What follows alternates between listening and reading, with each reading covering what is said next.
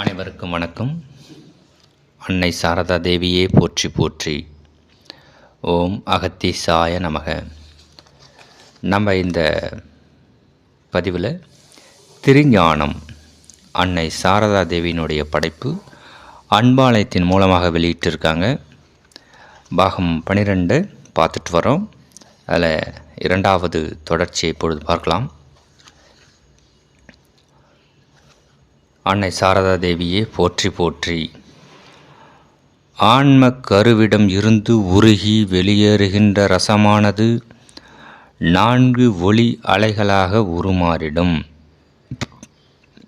4 கனிமங்களும் 4 வகை ரச ஒளியாக உருமாறி நிர்மல அணுக்களின் வெற்றிடங்களை முதன்மையாய் நிறைத்திடும்.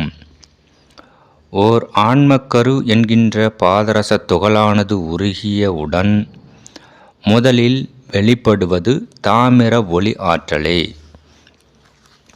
ஆன்மக்கரு என்கின்ற பாதரச துகளானது உருகத் துவங்கினால் முதன்மையாய் ஒளியினை உமிழ்வது தாமிரம் ஒன்றே.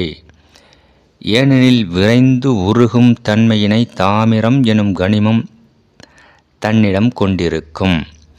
தாமிரம் எனும் கனிமம் உருகியவுடன் முதன்மையாய் வெற்றிடங்களை சென்றடைந்து நிறைத்துவிடும். நிர்மல அணுக்களில் புறத்தினில் உள்ளவை யாவுமே தாமிர ஒளியாற்றலால் நிறைந்தவையாகும். ஒரு மனிதன் இதனை நன்கு உணர்ந்திட இயலும். உறக்கத்திலிருந்து விழிப்பு நிலையினை எய்தியவுடன் ஏற்படுகின்ற உணர்வு நிலையினை கண்காணித்திடல் வேண்டும். அன்பு எனும் உணர்வு முதன்மையாய் தோன்றும். அதனை போன்றே உள்ளே உருவாகும் ஒளியின் தன்மையினையும் உணர வேண்டும். ஓர் அற்புத சிவந்த ஒளியானது தோன்றியே மறைந்துவிடும். சிவந்த நிறம் கொண்ட ஓர் மெல்லிய இழையானது தோன்றிய பின்னரே விழிப்பு நிலை என்பது உருவாகும். விழிப்பு நிலை என்பது உருவாக வேண்டுமெனில் வெப்பம் பரவ வேண்டும். வெப்பம் பரவினால் அறிவு அணுக்களும் இயங்கத் துவங்கிடும். அதன் பொருட்டே முதன்மையாய் தாமிர ஒளி இழை சிவந்த நிறத்துடன் வெளித்தோன்றும். ஒரு மனிதன் ஆழ்ந்த உறக்கத்திலிருந்து வெளியேறியவுடன் நுண்ணியமான உணர்வு அலைகளை உணர்ந்து ஏற்க வேண்டும். உள் மூலையில் சிவந்த ஒளி இழைகள் பரவுவதனையும் உணர வேண்டும். சூரியனின் உதய நாழிகை என்பது சிவந்த நிறத்தினை வெளியேற்றுவது போன்று உள் மூலையிலும் சிவந்த ஒளி இழைகள் வெளித்தோன்றும். நிர்மல அணுக்களில் புறத்தினில் அமைந்தவை யாவும் முதலில் தாமிர ஒளியினை ஏற்கும். பின்னர் அவையாவும் மாறுபட்ட நிறத்தினை உள்ளேற்று தனது வெற்றிடத்தினை நிறைத்திடும். அதன் பின்னர் வெள்ளி எனும் கனிம வளமானது வெண்மை கலந்த சாம்பல் நிறத்தோடு ஒளி இழைகளாக வெளிப்படும். தாமிர ஒளி ஆற்றலால் நிறைந்திடாத நிர்மல அணுக்களின் வெற்றிடங்களில் சில வெள்ளி ஆற்றல்களால் நிறைக்கப்படும். தங்க நிற ஒளி இழையும் பாதரச ஒளி இழையும் பொன்னிறம் மற்றும் பச்சை நிறத்தினில் ஒளி இழைகளை உமிழ்ந்திடும். இவை இரண்டும் சற்றே அடர்த்தன்மை கொண்ட ஒளி இழைகள் ஆகும். 4 ஒளி இழைகளும் ஒன்றன் பின் ஒன்றாய் உருகிய ரசமாய் வெளித்தோன்றி முதலில் நிர்மல அணுக்களின் வெற்றிடத்தினை நிறைக்கும். பின்னர் நேர்மறை அணுக்களை நிறைத்து இறுதியில் அறிவு அணுக்களின் சிதறிய அணுத்துகள்களையும் நிறைத்திடும். ஒவ்வொரு வெற்றிடமும் ஆன்ம ஒளியினால் நிறைக்கப்படும். நிர்மல அணுக்களில் உள்ள வெற்றிடமும் ஆன்ம துகள்களின் உருகிய ஒளியினால் நிறைக்கப்படும்.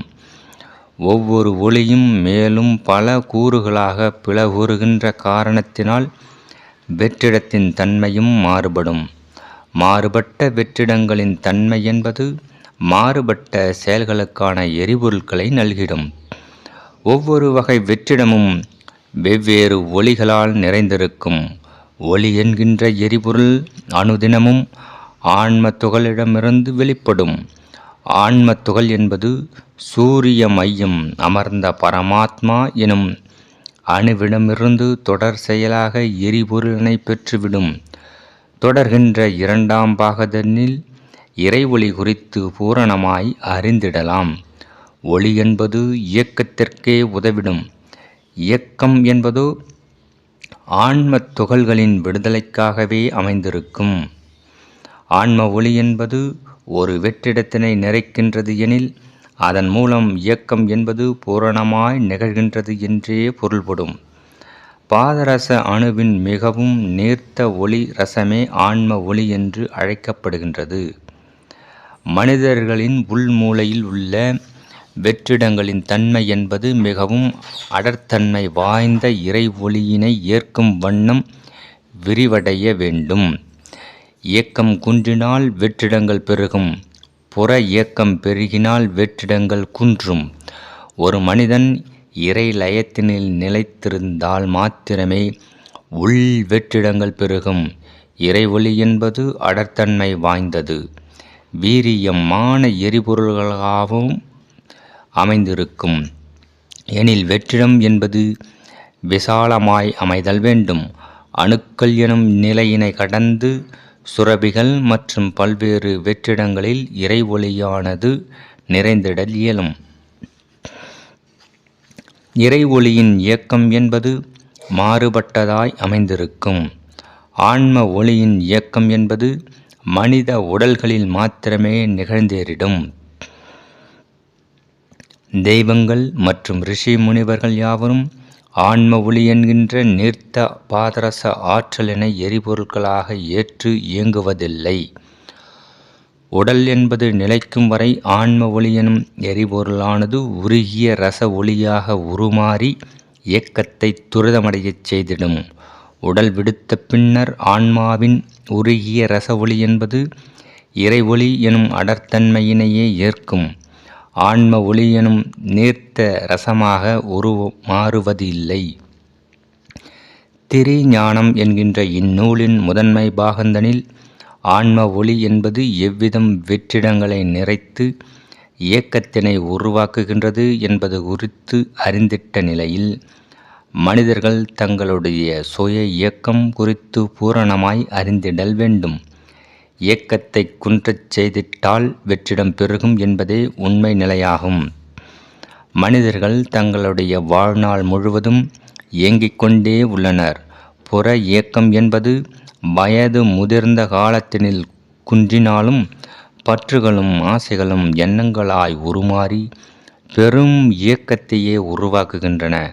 மாறாக ஒவ்வொரு மனிதரும் தனது எண்ண பதிவுகளை நீக்கிடவே முயன்றிடல் வேண்டும். உள் வெற்றிடங்களை பெருக்கினால் மாத்திரமே அமைதி கிட்டும். கலிகாலத்தினில் வாழ்கின்ற மனிதர்களே, அன்னை சாரதை உரைப்பதனை கூர்ந்து செவிமடுத்து இயங்கிடுங்கள். உள் மூலையில் உள்ள வெற்றிடத்தினை பெருக்கிடுங்கள். ஐம்புலன்களை ஒடுக்கி இறை சிந்தனையில் லயித்திடுங்கள். அடங்காத நிலையில் வீறு கொண்டு இயங்குகின்ற எண்ணப்பதிவுகளை நீக்கி ஆழ்ந்து உட்சென்று அமைதி நிலையினை ஏற்றிடுங்கள். ஆன்மாவோடு உரையாடுங்கள், உறவாடுங்கள். ஆன்மாவினை பணிந்து போற்றுங்கள், அதன் பணிகளை ஊக்குவியுங்கள். ஆன்மா சோர்வுற்றால் மனித இனமே அழிவுறும். வெற்றிடம் குன்றினால் ஆன்ம ஒளியும் குன்றிவிடும். ஆன்ம ஒளி மாத்திரமே அமிலக் கழிவுகளை நீக்கும் வல்லமை கொண்டது. ஆன்ம ஒளி என்பது வெற்றிடங்களினால் மாத்திரமே ஈர்க்கப்பட இயலும்.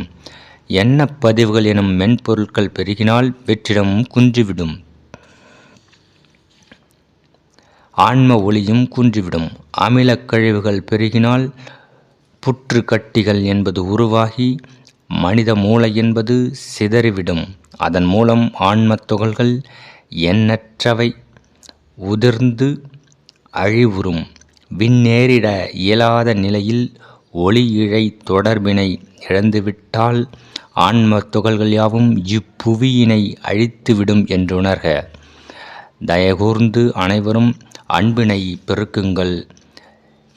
சிவ தத்துவத்தை உணருங்கள். ஆன்மாவினை விடுதலை செய்த பின்னர் வெற்றிடத்தினை பெருக்கி இறை ஒளியினை நிறைத்து மற்ற ஆன்மாக்களின் விடுதலைக்காக பகிர்ந்தும் செயல்புரிய வேண்டும். அகத்தினில் பெரும் அமைதி சூழ வேண்டியது மிகவும் அவசியமாகும்.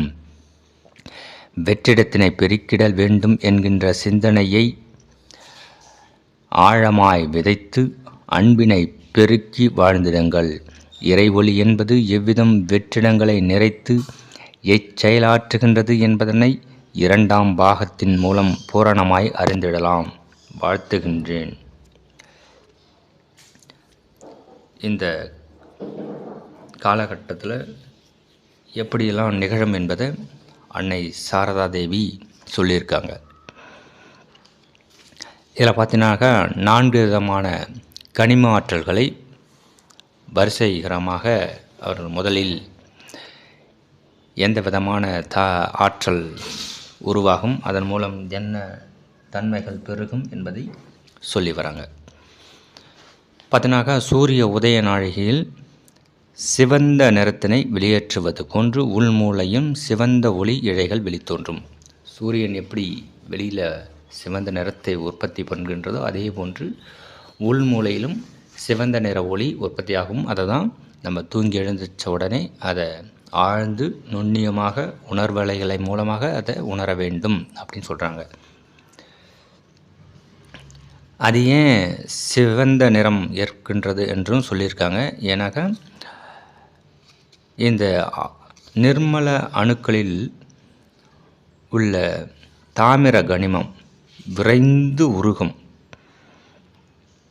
அதுதான் மற்ற கனிமத்தை விட தாமிரம். இந்த 4 விதமான கனிமம் சொல்கிறாங்க. பாதரசம், தங்கம், வெள்ளி, தாமிரம். அதில் தாமிரம் என்பது முதன்மையாக உருகக்கூடிய ஆற்றல் உடையது. அதனால் அது தாமிரம் என்பது உருகினால் சிவந்த நிறமாக காட்சியளிக்கும்.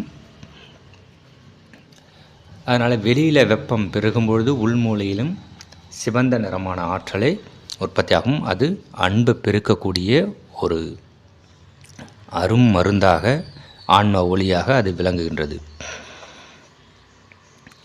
அதுக்கப்புறம் பார்த்தீங்கன்னாக்கா தாமிர ஒளியினை ஏற்கும். பின்னர் அவையாவும் மாறுபட்ட நிறத்தினை உள்ளேற்று தனது வெற்றிடத்தினை நிறைத்திடும். அதுக்கப்புறமா வெள்ளி எனும் கனிம வளமானது வெண்மை கலந்த சாம்பல் நிறத்தோடு ஒளி இழைகளாக வெளிப்படும். தாமிர ஒளி ஆற்றலால் நிறைந்திடாத நிர்மல அணுக்களின் வெற்றிடங்கள் சில வெள்ளி ஆற்றல்கள் நிறைக்கப்படும். தாமிரம் என்று சொல்லக்கூடிய முதன்மை சூரிய ஒளியில் சிவந்த நிறம் ஏற்கப்படாத நிர்மல அணுக்களில் இந்த வெள்ளி ஆற்றல்கள் அது வெண்மை நிறமான சாம்பல் கலந்த நிறம் பிறகு அந்த நிறைக்கும். அதுக்கப்புறமா தங்க நிறம் ஒளி இழையும் பாதரச ஒளி இழையும் வெளிப்படும். அவை தங்க நிறம் ஒளி இழையானது பொன்னிறம், பாதரச ஒளி இழை என்பது பச்சை நிறம். இவைகளும் ரெண்டுமே சற்று அடர்த்தன்மை கொண்ட ஒளி இழைகளாகும். 4 ஒளி இழைகளும் ஒன்றன் பின் ஒன்றாய் உருகிய ரசமாய் வெளித்தோன்றி முதலில் நிர்மல அணுக்களின் வெற்றிடத்தினை நிறைக்கும். அதற்கப்புறம் நேர்மறை அணுக்களை நிறைத்து இறுதியில் தான் அறிவு அணுக்களின் சிதறிய அணுத்துகள்களையும் நிறைத்திடும். இப்படி எல்லாத்துக்கும் இந்த ஆற்றலை இவை இந்த 4 கனிம வளங்களும் கொடுக்கின்றது அப்படின்னு சொல்கிறாங்க. அப்புறம் கலிகாலத்தில் வாழ்கின்ற மனிதர்களை அன்னை சாரதை உரைப்பதனை ஊர்ந்து செவிமடுத்து இயங்கிடுங்கள். உள்மூலையில் உள்ள வெற்றிடத்தினை பெருக்கிடுங்கள். அதுக்கு பெருக்கிடத்துக்கு என்ன சொல்கிறாங்கனாக்கா, நீங்கள் புற இயக்கம் குன்ற வேண்டும். புற இயக்கம் குன்றினால்தான் வெற்றிடம் பெருகும். புற இயக்கம் பெருகினால் வெற்றிடங்கள் குன்றிவிடும். அப்போ ஒரு மனிதன் இறையிலயத்தில் நிலைத்திருந்தால் மாத்திரமே உள் வெற்றிடங்கள் பெருகும் அப்படின்னு சொல்கிறாங்க. அதில் மேலும் அணுக்கள் எனும் நிலையினை கடந்து சுரபிகள் மற்றும் பல்வேறு வெற்றிடங்களில் இறை ஒளியானது நிறைத்திடல் வேண்டும். அது 2வது ஒளியை பற்றி சொல்கிறாங்க, இறை ஒளி. அப்போ இந்த கலிகாலத்தில் வாழ்கின்ற மனிதர்களுக்கு அன்னை சாரதா தேவி தயவு கூர்ந்து செவிமடுத்திடுங்கள் அப்படின்னு சொல்கிறாங்க. ஐம்புலன்களை ஒடுக்கி இறை சிந்தனையில் லயித்திடுங்கள். அடங்காத நிலையில் வீறுகொண்டு இயங்குகின்ற எண்ணப்பதிவுகளை நீக்கி ஆழ்ந்து உட்சென்று அமைதி நிலையினை ஏற்றிடுங்கள். அதுக்கு என்ன பண்ணணும்? ஆன்மாவோடு உரையாடுங்கள், அதனோடு உறவாடணும், ஆன்மாவினை பணிந்து போற்றணும், அதன் பணிகளை ஊக்குவிக்கணும் அப்படின்லாம் சொல்கிறாங்க. ஆன்மா சோர்வு ஊற்றால் மனித இனமே அழிவுறும் அப்படின்னு வேற சொல்கிறாங்க. அப்போ ஏன் அழிவுறுன்றதுக்கும் சொல்கிறாங்க. எண்ணப்பதிவுகள் என்னும் மென்பொருட்கள் பெருகினால் வெற்றிடம் குன்றிவிடும். சும்மா இந்த நேரமும் எதையாச்சும் திங்க் பண்ணிக்கிட்டே இருக்கக்கூடாது. அதில் திங்க் பண்ணுறதுன்னு இருந்ததுனாக்கா இறையினை குறித்தியே திங்க் பண்ணுறோம். ஏன்னா அந்த இறை ஆற்றல்களிலிருந்து நீங்கள் எந்த தெய்வத்தை நீங்கள் நினச்சாலும் அவங்ககிட்டருந்து அந்த தூய இறை ஒளியானது பரவி நம் மனதை எண்ணங்களின் தன்மையினை குறைத்து விடும் தன்மை உடையது. அது வள்ளல் பெருமான் ஒரு தெய்வத்தையே நோக்கி அந்த தெய்வத்தோடு உறவாடுங்கள் அப்படின்னு சொல்லுவார். அந்த தெய்வம் ஆன்மாவினை போன்று ஒளிரக்கூடியது. அதனால் அந்த தீபத்தோடு உறவாடும் போது நாம் ஆன்மாவோடு உறவாடுகின்ற தன்மை ஏற்படும் என்பதனால் வள்ளல் பெருமான் தீப ஒளியோடு உறவாட சொல்லியிருக்காரு. அப்போ எண்ண அலைகள் எண்ணங்களின் தன்மை குறையும். இல்லை எண்ணங்கள் பெருகினால வெற்றிடம் குறைஞ்சிடும், ஆன்ம ஒளி பரவுவதும் குறைஞ்சிடும். அப்புறம் அதன் மூலமாக ரெண்டுமே நடந்ததுனாக்க அமிலக்கழிவுகள் பெருகி உள் மூளையில் புற்றுக்கட்டிகள் உருவாகும். மனித மூளை என்பது சிதறிவிடும். அதாவது சாதாரணமாக வேற எங்கன்னா ஒரு வலி ஏற்பட்டாலே தாங்க முடியாது, அதுவும் மூளையில் அந்த மாதிரியான ஒரு நிலை ஏற்படக்கூடிய வாய்ப்பு தற்பொழுது உள்ளது என்பதனால்தான் இதெல்லாம் கீழிறங்கி புவியிறங்கி வந்து இந்த விஷயங்களை எல்லாம் நமக்கு சொல்கிறாங்க. அதனால் மிக உயரிய நிலையில் நம்ம வந்து செயல்பட வேண்டும் காலகட்டத்தில் இருக்கிறோம். அதனால் சிதறிச்சினாக ஆன்ம தொகைகள் எண்ணற்றவை உதிர்ந்து அழிவுறும். விண்ணேறிடாத நிலையில் ஒளி இழை தொடர்பினை இழந்துவிட்டால் ஆன்ம தொகைகள் யாவும் இப்புவியினை அழித்துவிடும் என்றுணர்கள். ஏன்னா ஒவ்வொரு ஆன்மாவும் பல கோடி பாதரச துகள்களால் ஆனது. அந்த பாதரசம் முழுவதும் இந்த பூமியிலேயே உதிர்ந்து விட்டால் இந்த பூமியானது சூரியன் போன்று, சூரியனில் உள்ள மையத்தில் குளிர்ச்சி பொருந்திய பாதரசம் அணுக்களால் ஆனது. அதே தன்மை இந்த பூமியில் பல்வேறு பாதரச துகள்கள் இங்கே நிறைந்து விட்டால் இந்த பூமியானதும் அழிவுறும். அதனால் தயவு கூர்ந்து அனைவரும் அன்பினை பெருக்குங்கள், சிவ தத்துவத்தை உணருங்கள். ஆன்மாவினை விடுதலை செய்த பின்னர் வெற்றிடத்தினை பெருக்கி இறை ஒளியினை நிறைத்து மற்ற ஆன்மாக்களின் விடுதலைக்காக பகிர்ந்தும் செயல்புரிய வேண்டும். அகத்தினிலை பெரும் அமைதி சூழ வேண்டியது மிகவும் அவசியமாகும். வெற்றிடத்தினை பெருக்கிடல் வேண்டும் என்கின்ற சிந்தனையை ஆழமாய் விதைத்து அன்பினை பெருக்கி வாழ்ந்திடுங்கள் அப்படின்னு சொல்கிறாங்க. நன்றி. அடுத்த பதிவில் பாகம் 2 பார்க்கலாம். இறை ஒளியின் வெற்றிடம் அடுத்த பாகம். அது அன்னை சாரதா தேவி என்ன சொல்லியிருக்காங்கன்னு பார்க்கலாம்.